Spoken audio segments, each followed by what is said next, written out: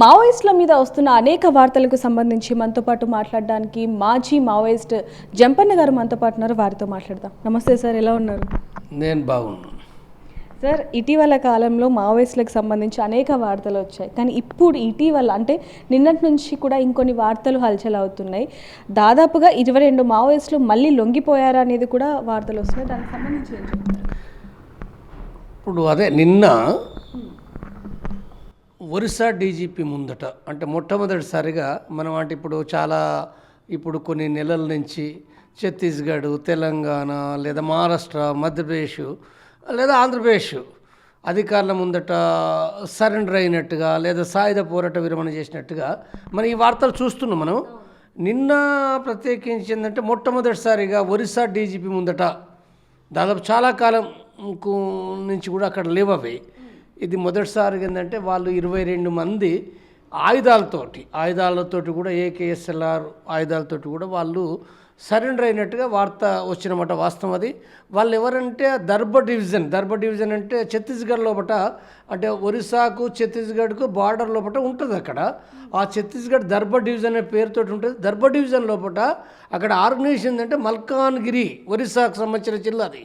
దాంట్లో కొంత భాగము దర్బ డివిజన్లో, ఇప్పుడు సుక్మా జిల్లాలో కూడా కొంత భాగం ఉంటుంది, దాన్ని దర్బ డివిజన్ అంటారు. అక్కడి నుంచి వాళ్ళు 22 మంది సరెండర్ అయినరు. అంటే అసలు యాక్చువల్గా పార్టీ ఆర్గనైజేషన్ ఏంటంటే ఏఓబి, ఆంధ్ర ఒరిస్సా బార్డర్ అనేది ఇది ఒక రాష్ట్ర ఆర్గనైజేషన్, పార్టీ రాష్ట్ర ఆర్గనైజేషన్లో భాగంగా వాళ్ళు ఉన్నారు. అంటే దాదాపుగా ఏంటంటే ఇప్పుడు దర్బ డివిజన్లో ఉన్నోళ్ళు అంతకుముందు కూడా సరెండర్ అయిన వాళ్ళు ఇప్పుడు సరెండర్ అయినరు. దాదాపుగా ఏంటంటే దర్బ డివిజన్లో కూడా దాదాపు సమాప్తానికి వచ్చేసిండ్రు. అంటే ఏఓబి రాష్ట్రంలో బట్టే దాదాపుగా అక్కడ ఖాళీ అయిపోయిన కింద లెక్కనేది. కాబట్టి ఇది అంటే వరుసంగా మనం గమనిస్తే మావోయిస్టు పార్టీ నుండి ప్రత్యేకించి ఈ అక్టోబర్ 15 నుంచి కూడా అంటే ఈ 2-3 నెలల కాలం లోపల కూడా వాళ్ళు సుమారు 550-600 వరకు కూడా సరెండర్ అయినరు తెలంగాణలో కలుపుకొని.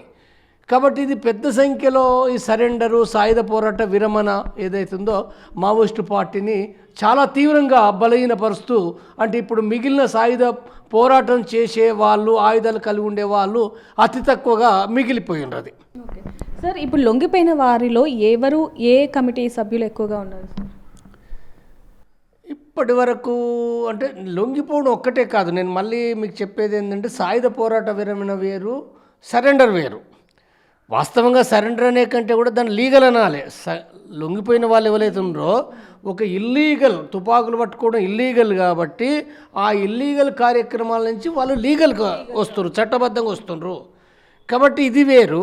సాయుధ పోరాటం విరమణ చేసే వాళ్ళు కూడా లీగల్గా వచ్చిండ్రు, కానీ వాళ్ళు స్పష్టంగా వాళ్ళకొక ప్రోగ్రాం ఉంది. ఆ పార్టీని వదిలిపెట్టి రావడానికి ఒక ప్రోగ్రాం ఏంటి? సాయుధ పోరాట మార్గాన్ని వదిలేయడము. సాయుధ పోరాట మార్గాన్ని వదిలేయడం అంటే ఆయుధాలను వదిలేయడము, యుద్ధ పద్ధతి వదిలేయడము. ఏం చేయాలి?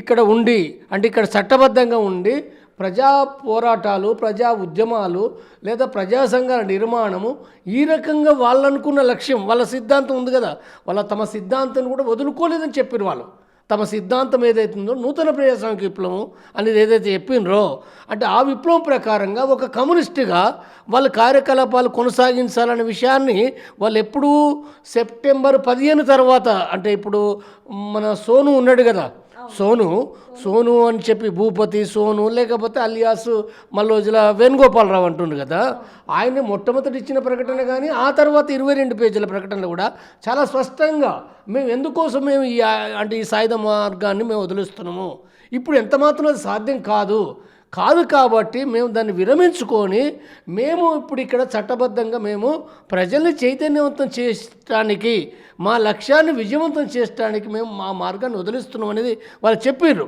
కాబట్టి వాళ్ళు సరెండర్ అనేది కాదు, ఆల్రెడీ ప్రభుత్వం కూడా అదే చెప్తుంది. కాబట్టి ఈ భాష ఏదైతుందో ఇప్పుడు మీడియా ఏం చేస్తుందంటే అన్నీ ఇక ఒకటే, అందరూ సరెండరు. మళ్ళీ ఇంకో పిచ్చి మాట మాట్లాడతారు. పిచ్చి మాట అంటే ఎందుకంటే అది ఎక్కువ పోవాలి, జనజీవన శ్రమంతి అంటారు. ఎందుకు పిచ్చి మాట అంటే వాళ్ళు జనంలో లేరా? జనంలో లేకుండా మరి ఇప్పుడు ఎన్నో ఉద్యమాలు నిర్మించిన చరిత్ర ఉంది కదా. భూస్వాముల భూములు దున్నడం కావచ్చు, ఫారెస్ట్ భూములు కావచ్చు, లేకపోతే అనేక రకాలుగా అనేక ఉద్యమాలు నిర్వహించిన చరిత్ర వాళ్ళకు ఉంది. ప్రజలు చేయకపోతే వాళ్ళు చేసినరా? ప్రజలే కదా చేసింది. కాబట్టి అంటే ఇప్పుడు ఏదో కొత్తగా జనంలోకి వచ్చినట్టు అప్పుడు వాళ్ళంతా గుట్టలలో బండలలోనే ఉన్నారు అన్నట్టుగా తప్పుడు భాష అది. తేడాలు ఉన్నాయి. అది రహస్యంగా ఉన్నారు వాళ్ళు, ఒక ఇల్లీగల్గా ఉన్నారు. కానీ అక్కడైనా ఇక్కడైనా జనంలో ఉన్నారు. కాబట్టి జనజీవన స్రవంతి అనే పదమే నేను మళ్ళీ చెప్తున్నా. ఇది మీడియా వాళ్ళు అంటే కనీసం ఏంటంటే ఆలోచించి మీడియా వాళ్ళు ఈ భాషను మార్చండి, తప్పుడు భాష ఇది అనేది నేను చెప్తున్నా. కాబట్టి సరే లీగలే అంటే సరెండర్ అన్నా లీగలే అంటే సరెండర్ అంటే ఎవరు కాలు మొక్కుతలే, ఎవరు దండం పెడతలే, ఎవరికి తొత్తులు కావటం లేదు. బీజేపీకి గారు, కాంగ్రెస్ గారు, కేసీఆర్కి గాలే, లేకపోతే రేవంత్ రెడ్డికి గాలే, ఎవరికి గారు. సరెండర్ అంటే ఇది స్పష్టంగా అర్థం చేసుకోండి, లీగల్ కావడమే. లీగల్గా వచ్చి వాళ్ళకి చట్టబద్ధంగా వాళ్ళకి అన్ని రైట్స్ ఉంటే వాళ్ళు ఏం చేయాలో చేస్తారు వాళ్ళు చట్టబద్ధంగా. ఇది నేను చెప్పే విషయం. సార్, లొంగిపోయిన వాళ్ళందరికీ కూడా ఖచ్చితంగా ప్రభుత్వం సహాయం చేస్తుంది, వాళ్ళకి ఉద్యోగాలు ఇప్పిస్తుంది అంటున్నారు. ఇప్పుడు వరకు లొంగిపోయిన వాళ్ళకి ఏమైనా ఉద్యోగం అవి ఏమైనా ఉపాధి కల్పించాయంటారు? ఉపాధి కల్పించడం అనేది ఎప్పుడు జరగలే. మాటలు మాట్లాడతారు తప్ప ఏ ప్రభుత్వాలు కూడా, ఏ రాష్ట్ర ప్రభుత్వాలు ఎవరన్నా కానీ ఎవ్వరు కూడా ఏ ఉపాధి కల్పించలే. అది బోగస్. రివార్డ్ అనేది ఏదో సరే ఆ డబ్బుకు సంబంధించింది అవి కోట్లు ఉన్నాయి. ప్రకటించేది ఎక్కువ 10% ఎక్కువ ప్రకటిస్తారు, 10 రెట్లు ఎక్కువ ప్రకటిస్తారు వాళ్ళు. ఇప్పుడు ఉదాహరణకు వేణుగోపాల్ అంటే సోనుకు 6 కోట్లు 4 కోట్లు ఉన్నారు. ఇది బోగస్, పచ్చి బోగస్. అది వచ్చేటి ఏంటంటే ఒక రాష్ట్ర ప్రభుత్వం ప్రకటించేది 25-30 లక్షలు ఉంటుంది. ఆ 30 లక్షలు లేదా 35 లక్షలు గంతే ఉంటుంది తప్ప అంతకంటే ఏముండదు. అది ఇది తప్పుడు ప్రచారం. అది ఒకటి. ఇప్పటికి వాళ్ళకి ఇవ్వలే. ఇప్పుడు ఇచ్చిండ్రు అంటే ఇప్పటికి ఇవ్వలే. వాళ్ళు తీసుకోలేదు, వీళ్ళు ఇవ్వలేదు. కాబట్టి సరే రేపేం తీసుకుంటారా, ఎట్లా తీసుకుంటారు ఏంటనేది వేరే విషయం. కాబట్టి వాళ్ళకు ఈ రివార్డు తప్ప ఇక భూమి, ఇండ్లు అనేటి ఎత్తునియో ప్రచారం చేస్తారు. ఇప్పుడు తెలంగాణలో ఎంత ఇచ్చారు? కేసీఆర్ ప్రభుత్వం ఇచ్చింది, కాంగ్రెస్ ప్రభుత్వం ఇచ్చింది. ఇప్పుడు రేవంత్ రెడ్డి ప్రభుత్వం ఎంతమందికి ఇస్తాడు భూమి, ఇండ్లు? ఇవన్నీ బోగస్ ప్రచారం. ఇస్తే ఎవరికో ఒకరికో ఇద్దరికో తిరగంగా ఎవరికో ఒకరికో ఇద్దరికో ఇస్తారు తప్ప ఎవరికి ఇయ్యారు. ఇదంతా బోగస్ ప్రచారం. ఓన్లీ ఆ రివార్డ్ అనేది ఉందో అది 25, 30, 40 లక్షలు మాత్రం వాళ్ళకి ఇస్తారు. ఇది వాళ్ళ నాయకత్వ స్థానాన్ని బట్టి. సార్, ఇప్పుడు ఎవరైతే ఈ 22 మంది లొంగిపోయారో వాళ్ళకి రివార్డుగా 2.18 కోట్లు ఉన్నట్టుగా కూడా కొన్ని వార్తలు వస్తున్నాయి. నేను తప్పుడు ప్రచారం అంటే బోగస్ ప్రచారం అంటే నా బోగస్ ప్రచారం ఏమీ తెలియదు. వాడు ఏదో పేపర్ రోడ్ రాస్తాడు, పోలీసు అధికారులు వాళ్ళు ఏదో అంటారు, అనగానే పేపర్ రోడ్ రాస్తాడు, బాస్ అయిపోయింది. ఏం తెలుసు జనానికి? ఇప్పుడు వచ్చిన లొంగిపోయిన వాళ్ళు ఉన్నారు కదా, ఏదో ఒక్కరిద్దరుగా, ఒక్క వేణుగోపాల్ కాదు కదా ఇవాళ వచ్చింది. మొత్తం భారతదేశంలో లక్షల మంది లొంగిపోయారు. వాళ్ళని అడిగితే వెళ్తారు ఎవరికైనా పోయి డబ్బులు ఇచ్చారో, ఎవరు ఎట్లున్నారు, వెళ్ళి బంగ్లాలు కట్టుకుని ఉంటున్నారో వెళ్తుంది కదా. అవన్నీ పిచ్చి ప్రచారాలు. ఇప్పుడు వరకు నిజంగా మీరు అన్నట్టు సార్, ఎవరైతే లొంగిపోయారో వాళ్ళు ఇంకా ఆర్థికంగా అక్కడే ఉన్న పరిస్థితి కానీ ఎదిగిన పరిస్థితి ఎక్కడ కూడా మనం చూడలేదు. ఎవరు కారండి, దాదాపు 99% మంది పేద వర్గాలే పోయినరు. పేద వర్గాలుగానే వాళ్ళు ఉన్నారు తప్ప ఎవరో ఒకరో ఇద్దరో కొద్దిమంది వేరు వ్యాపారాలు చేస్తూ కొద్దిమంది ఉండొచ్చు. కానీ దాని గురించి అంత పెద్దగా వాళ్ళకి ఏం లేదు. ఓకే సార్, ఇప్పుడు లొంగిపోయిన వాళ్ళలో దాదాపుగా 10 మంది మహిళలు కూడా ఉన్నారు. అంటే లొంగిపోవడానికి ప్రధాన కారణం ఏంటంటారు? లొంగిపోవడానికి ఆ పార్టీలో పట్ట ఇప్పుడు వ్యక్తులుగా ఆయా సందర్భాల్లో ఒకరిద్దరు సరెండర్ కావడానికో అనారోగ్య కారణాలు ఉంటాయి, లేదా వ్యక్తిగత సమస్యలు ఉంటాయి, ఇంకా వేరు ఎన్నో ఉండొచ్చు. కానీ లేదా కొంత సిద్ధాంత కారణాలు కూడా ఉండొచ్చు. కొంతమంది బయటికి రావడానికి ఆ పార్టీ వదిలేసి సిద్ధాంత రాజకీయ కారణాలు కూడా ఉంటాయి. కానీ ఇప్పుడు వస్తున్న దాంట్లోపట అంటే ఒక పెద్ద సంఖ్యలోపట ఇప్పుడు రావడానికి కారణం ఏంటనుకున్నప్పుడు ఆ పార్టీ ఏదైతే మార్గం ఉందో, సిద్ధాంతాన్ని ఎవరు వ్యతిరేకించరు. ఎవరైనా సాధారణంగా అలా పనిచేసిన వాళ్ళు కమ్యూనిజం కావాలనే కోరుకుంటారు. సమానత్వం కదా, కమ్యూనిజం అంటే సమానత్వం కావాలి, ప్రజాస్వామ్యం కావాలి, అందరూ కూడా సమానంగా బ్రతకాలనేది ఎవరైనా కోరుకుంటారు. బయటకు వచ్చినంత మాత్రాన దాన్ని ఎవరు వదలరు వాళ్ళు. సరే వాళ్ళు దానికోసం పోరాడతారా లేదా వేరే విషయం. కానీ వాళ్ళందరి మనసులో సరెండర్ అయిన వాళ్ళు ప్రతి ఒక్కరు కూడా సమానత్వం కావాలని అంటారు తప్ప అంటే దోపిడీ ఉండాలని ఎవరు అనరు. కాబట్టి సమస్య ఏంటంటే ఇప్పుడు వాళ్ళు రావడానికి కారణం ఎక్కడుందనంటే విజయం సాధిస్తాము అంటే సాయుధ పోరాట మార్గంలో ఇప్పుడున్న విధానాల ప్రకారంగా, ఇప్పుడున్న పరిస్థితుల ప్రకారంగా విజయం సాధిస్తాము అనే ఒక నమ్మకం లేనప్పుడు వచ్చేస్తారు. ఇప్పుడు వచ్చిన వాళ్ళు కూడా స్పష్టంగా చెప్పింది కదా, ఈ మార్గంలో సాధ్యం కాదని చెప్తుండ్రు. వాళ్ళే చెప్తున్నారు కాబట్టి అంటే సీసీ మెంబర్లు చెప్పారు, రాష్ట్ర కమిటీ మెంబర్లు చెప్పారు. కాబట్టి ఒకరికి అందరూ వస్తూనే ఉన్నారు. దానికంటే ముందు వచ్చిండ్రు, వీళ్ళకంటే ముందు కూడా వచ్చారు, ఆ తర్వాత కూడా కంటిన్యూగా వస్తూనే ఉన్నారు. కాబట్టి విజయం సాధించే అవకాశాలు ఏమీ లేవని వాళ్ళు స్పష్టంగా చెప్తున్నారు కదా. ఒకనాడు విజయాలు సాధించారు, కానీ ఇప్పుడున్న పరిస్థితిలో అంటే ప్రభుత్వం యొక్క దాడి ఏదైతుందో ఆ దాడి మూలంగా ప్రజా సంఘాలు నిషేధానికి గురైనాయి. అంటే ఆర్ఎస్యు కానీ, ఆర్వైఎల్కి కానీ, జెండాట్య మండలి కానీ అవన్నీ గురైనాయి. లేదా నువ్వు కవర్ సంఘాలు పెట్టినా అవి కూడా నిషేధానికి గురైనాయి. వాళ్ళను కూడా అరెస్ట్ చేసిండ్రు. ప్రజా సంఘాలు నడిచే పరిస్థితి లేదు. ప్రజా ఉద్యమాలు వాళ్ళ నాయకత్వంలో బయట జరుగుతాయి, కానీ వాళ్ళ నాయకత్వంలో కూడా నడిచే పరిస్థితి లేదు. మరి ప్రజా ఉద్యమాలు లేవు, ప్రజా సంఘాలు లేనప్పుడు మరి రిక్రూట్ కూడా ఎక్కడి నుంచి వస్తుంది? రిక్రూట్ కూడా లేదు కదా. ఆ పార్టీలకు రిక్రూట్ ఎక్కడది? రిక్రూట్ అనేది ఉందో ఒకనాడు ఉన్న వేల సంఖ్య మొత్తం డౌన్ అయిపోయింది కదా, మొత్తం డౌన్ అయింది. బయట ఉన్న వాళ్ళకి ఏం తెలియదు. బయట ఉన్న వాళ్ళకి ఏంటంటే అంతా బాగానే ఉందని వీళ్ళు అనుకుంటారు, ఎవరికి తెలియదు అని అంటున్నాను నేను. ఇక్కడ విప్లవం గురించి మాట్లాడే వాళ్ళకు కూడా వాళ్ళకు నయా పైసా అంటే పైసా మందం కూడా తెలియదు. పైన చూస్తారు ఏదో వాళ్ళ కష్టాలు, వాళ్ళ బతుకులు వీళ్ళకి ఏం తెలుసు? ఏమీ తెలియదు.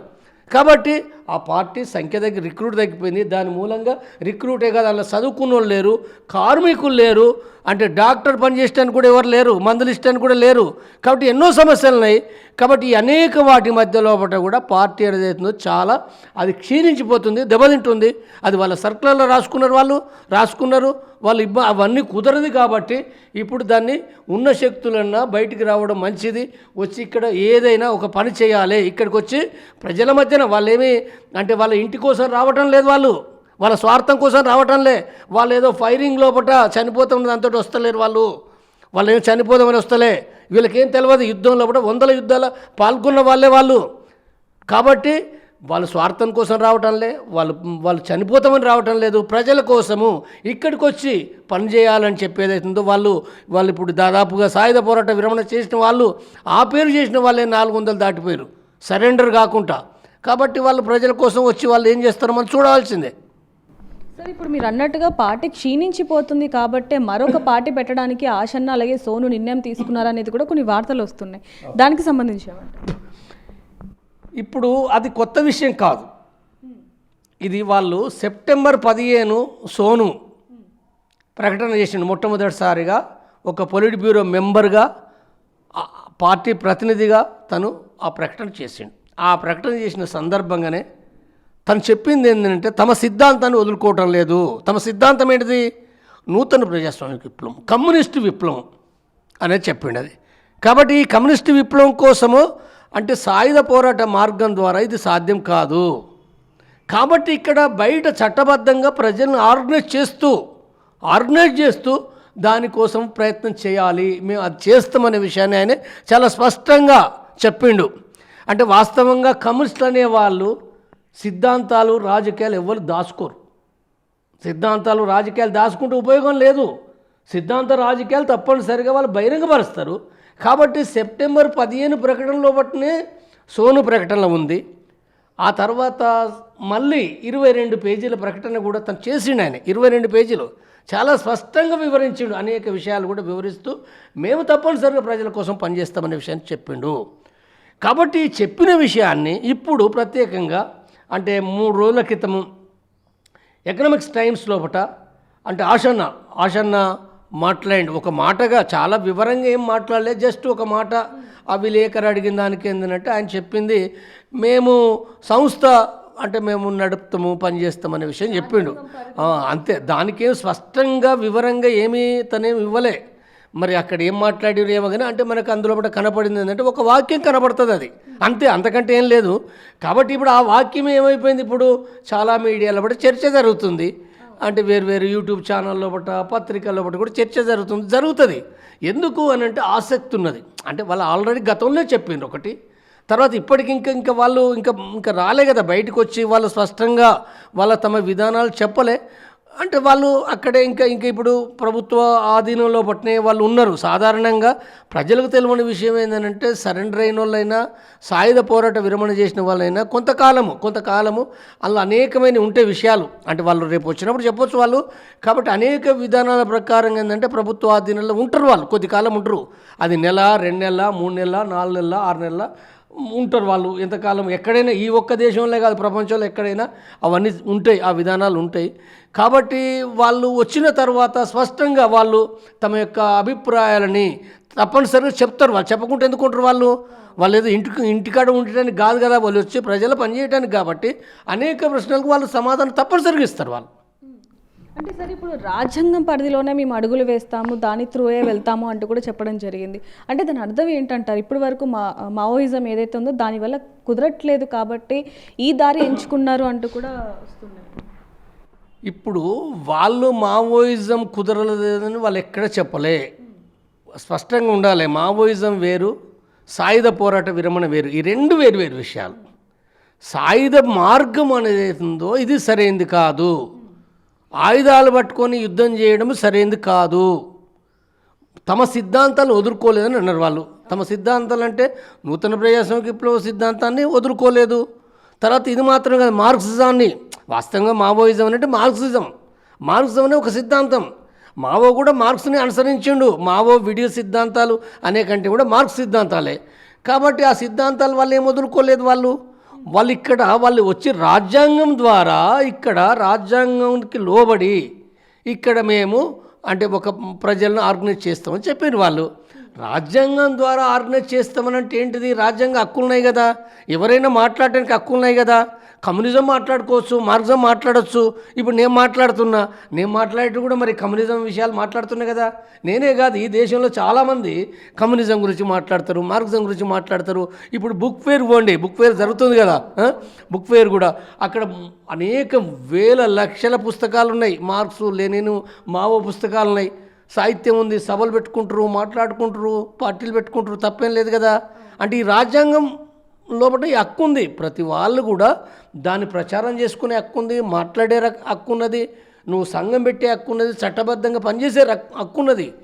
నువ్వు చేయకూడదు ఏంటంటే హింస చేయొద్దు, ప్రతి హింస చేయొద్దు, నువ్వు విడిగా చేయకూడదు, ఇది కదా.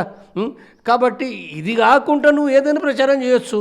దాంట్లో ఏమి పోలీసు అధికారులు కూడా ఏమన్నారు కదా, పోలీసు అధికారులు కూడా ఏమన్నారు, చట్టబద్ధంగా ఎవరికి ఏదైనా ప్రచారం చేసుకునే హక్కు ఉంది. కాబట్టి వాళ్ళు ఏమంటుండ్రు, ఈ రాజ్యాంగబద్ధ పద్ధతిలో పట మేము ఇక్కడికి వచ్చి పనిచేస్తామని చెప్తుండ్రు. కాబట్టి ఎట్లా పనిచేస్తారంటే వాళ్ళు ఏం పార్టీ ఏం పేరు పెట్టుకుంటారు, మావోయిస్ట్ పార్టీ పెట్టుకుంటారా, మరొకటి పెట్టుకుంటారా, మనం ఉండొచ్చు. వాళ్ళు చెప్పాలి మావోయిస్ట్ అంటే అదే పేరు పెట్టుకుంటారా, ఇంకో పేరు పెట్టుకుంటారా, లేకపోతే వాళ్ళ విధానాలు సరే కమ్యూనిజం అన్నాం, నూతన ప్రజాస్వామిక అన్నాం, ఓకే అదే ఉంటుందా, వేరే మళ్ళీ మార్చుకునే వాళ్ళు కూడా మళ్ళీ స్టడీ చేస్తారు కదా. ఇప్పుడు ఇక్కడికి వచ్చిన తర్వాత ఇంకా కొన్ని విషయాలు అర్థమవుతాయి కదా. అర్థమైన తర్వాత వాళ్ళందరూ మాట్లాడుకోవాలి కదా. జస్ట్ ఒక మాట మాట్లాడారు, కానీ వాళ్ళందరూ మాట్లాడుకొని వాళ్ళ విధానాలు ప్రకటించినప్పుడు అర్థమవుతుంది మనకు. ఈ కొత్త సంస్థ ఏర్పాటు కోసం ప్రభుత్వానికి కూడా భూమి అడిగే పరిస్థితి కూడా వస్తుంది అంటూ కూడా చెప్పడం జరిగింది. లేదు, అది అంటే ఇప్పుడు పత్రిక లోపల రకరకాలుగా ఆయన ఏమన్నాడు, తర్వాత ఈయనేం రాసిండో అదంతా. కానీ నా ఉద్దేశం లోపల ఒక పార్టీ పెట్టడానికి భూమి అడుగుతారనేది ఏముండదు. ఆయన ఏం అట్లా అన్నాడు, ఆయనకు అవగాహన ఉన్న మనిషే. ఇప్పుడు ఇప్పుడు మీరు వేసిన ప్రశ్న, మీరు ఏ ప్రశ్న వేసినప్పుడు ప్రభుత్వం ఇస్తుందా ఇవ్వలేదనంటే నేనేం చెప్పినా ఆ భూమి ఎవరు ఇవ్వటం లేదు. ఇస్తే ఒకవేళ కనుక ఇస్తే ఛత్తీస్గఢ్ ఇస్తారు కావచ్చు కొంతమందికి కొంతవరకు. కాబట్టి ఇస్తే ఏం చేస్తామని అడిగిండు కావచ్చు. విలేకరు అడిగితే ఏం చేస్తామనంటే ఆయన మాట ఆ సందర్భంగా దాన్ని నేను ప్రజల కోసం సంస్థ కోసం ఉపయోగిస్తానని చెప్పి ఉంటాడు, అంతే చెప్పి ఉంటాడు. కాబట్టి అంతకంటే ఇంకేముండదు అందులో. ఇక అది రాసేది ఏంటంటే చాలా పెద్దగా చెప్తే దాన్ని తగ్గించి విలేకరి రాస్తాడు కదా. ఎకనామిక్స్ టైం మొత్తం కాదు కదా.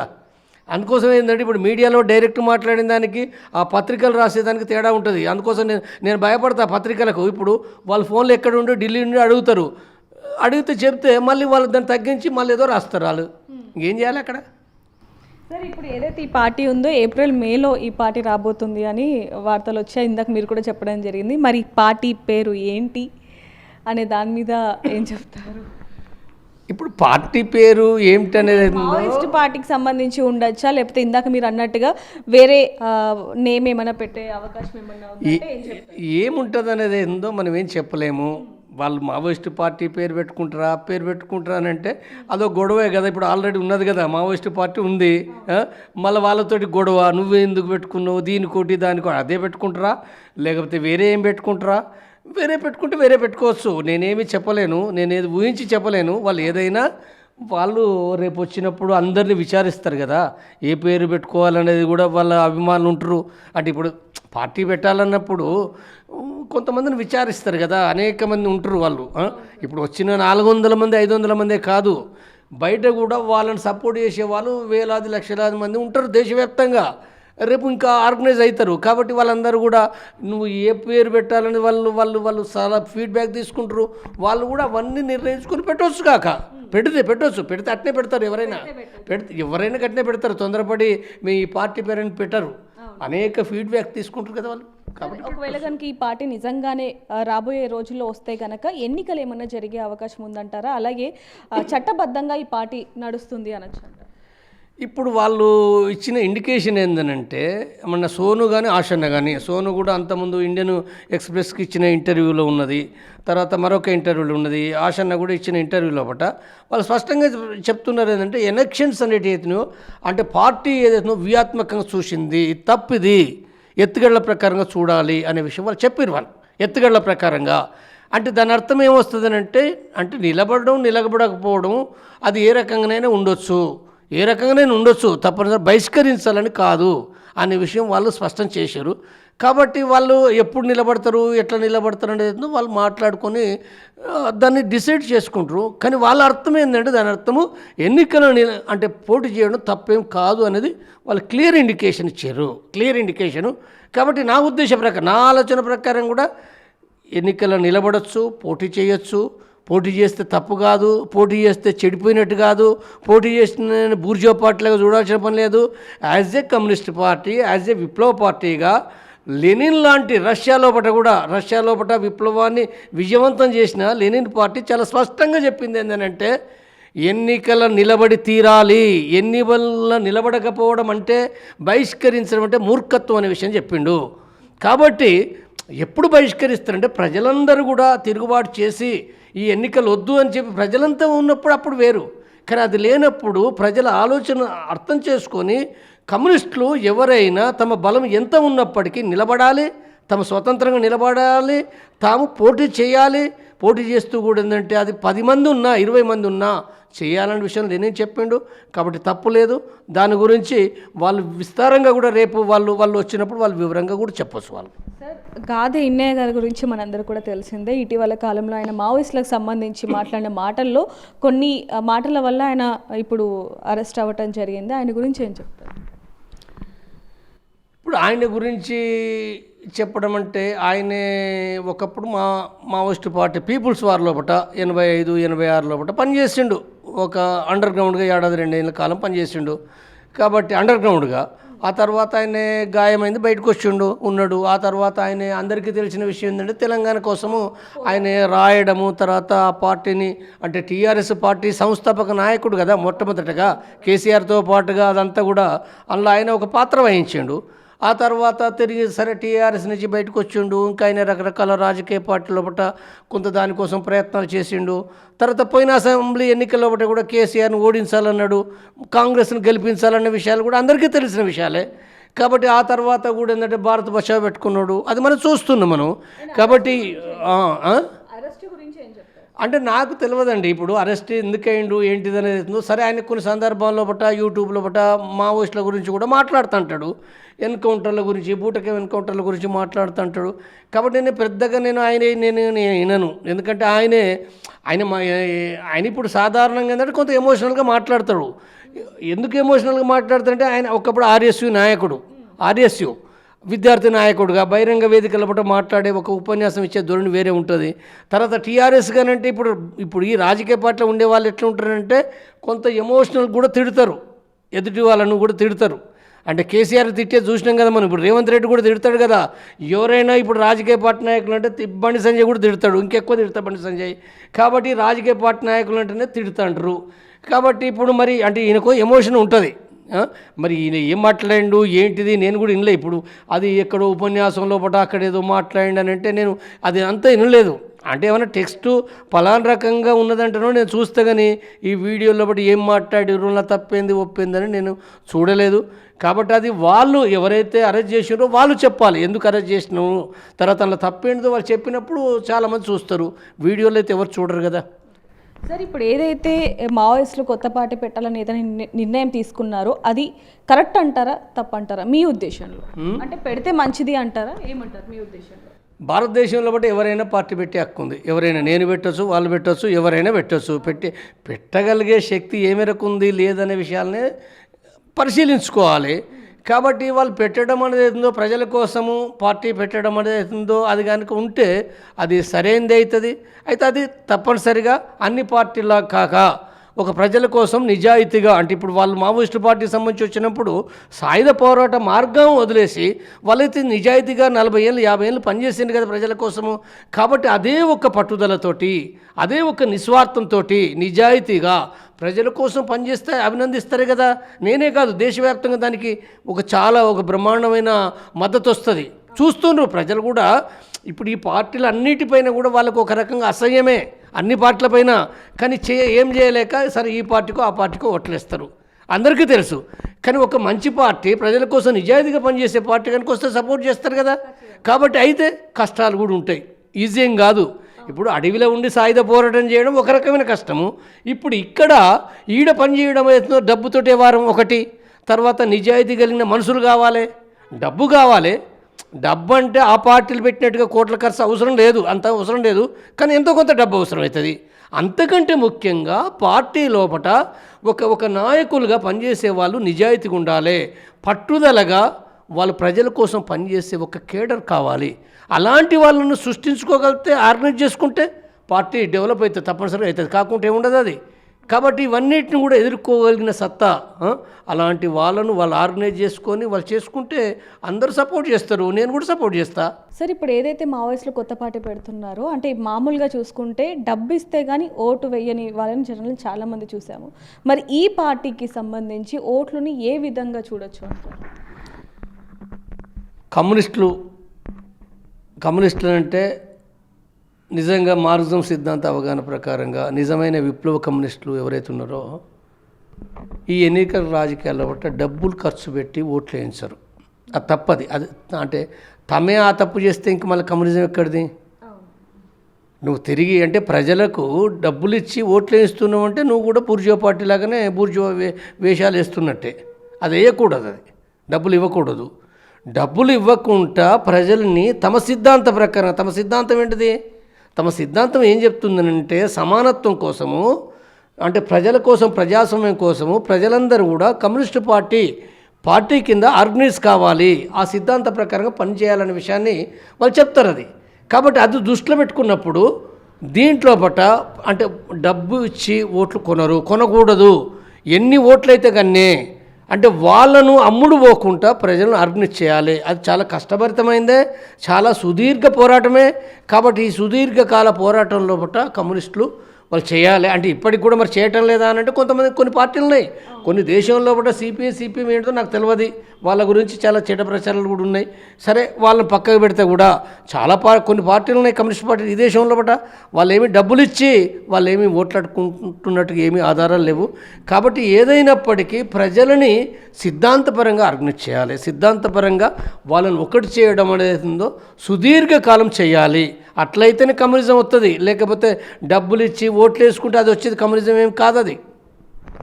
సో చూస్తున్నాం కదా, మావోయిస్టుల పార్టీకి సంబంధించి కొత్త పార్టీ ఏర్పాటు చేస్తున్నారనే విషయానికి సంబంధించి పూర్తి వివరాలు కూడా జంపన్న గారు మనతో పాటు చెప్పడం జరిగింది. అలాగే వీటికి సంబంధించి పూర్తి వివరాలు కూడా అతి త్వరలోనే వెల్లడిస్తామంటూ కూడా ఆశన గారు చెప్తున్నారు. మరిన్ని వార్తల కోసం చూస్తూనే ఉండండి బిగ్ టీవీ. కెమెరామ్యాన్ సురేష్తో reporter Devika Tarnaka. For more videos like this, subscribe Big TV channel.